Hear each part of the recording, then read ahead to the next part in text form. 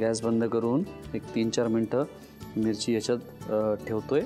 त्याच्यानंतर मी या मिश्रणाला या सगळ्या पीसेसला वाटून घेणार आहे.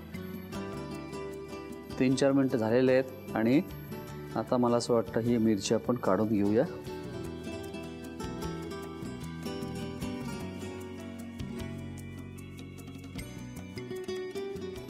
तर याला आपल्याला मिक्सरमधनं वाटून घ्यायचं आहे. काय रंग आलाय मस्त.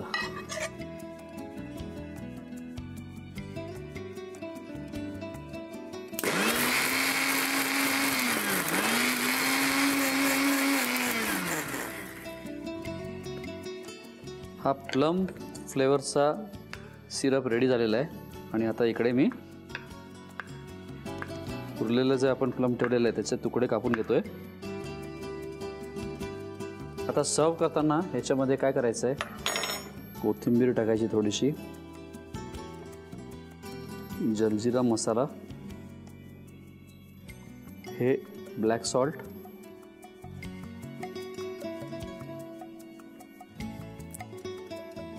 पुदिन्याची पानं, त्याचबरोबर हे सगळे तुकडे मी याच्यात टाकतोय. म्हणजे हे ड्रिंक पिताना हे सगळे जे प्लमचे तुकडे आहेत ते आपल्याला खाताना लागतील.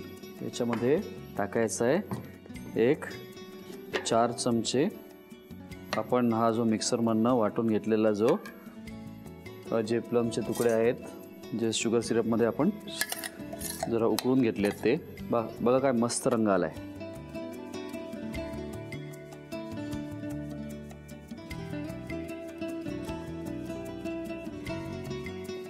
आता आपल्याला सगळ्यात शेवटी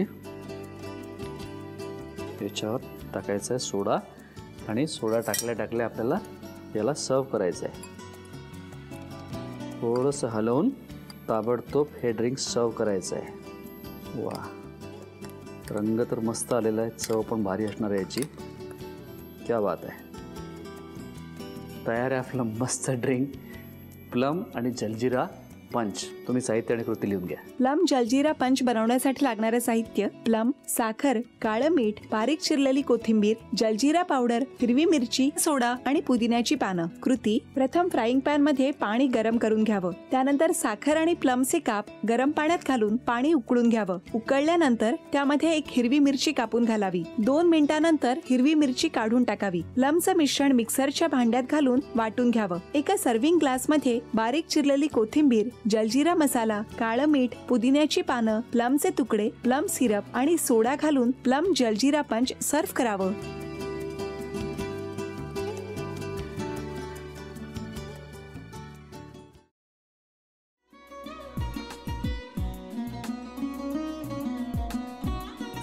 लावू का? असाच लावू ना.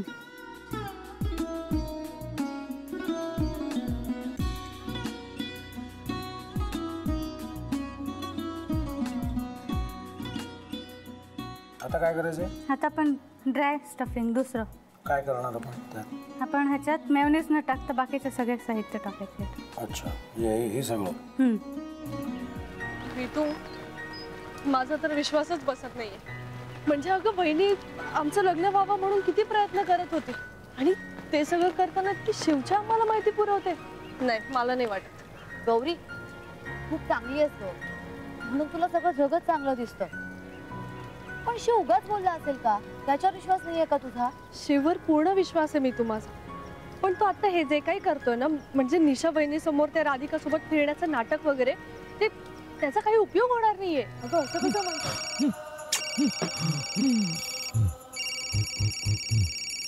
अगं नीलिमा, जतीन भाईंचा कॉल आहे.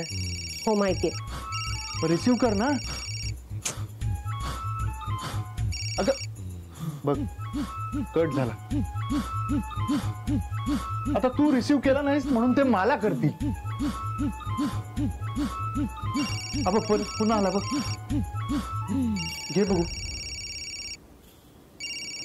पण हे एक ना एक दिवस घडणारच होतं.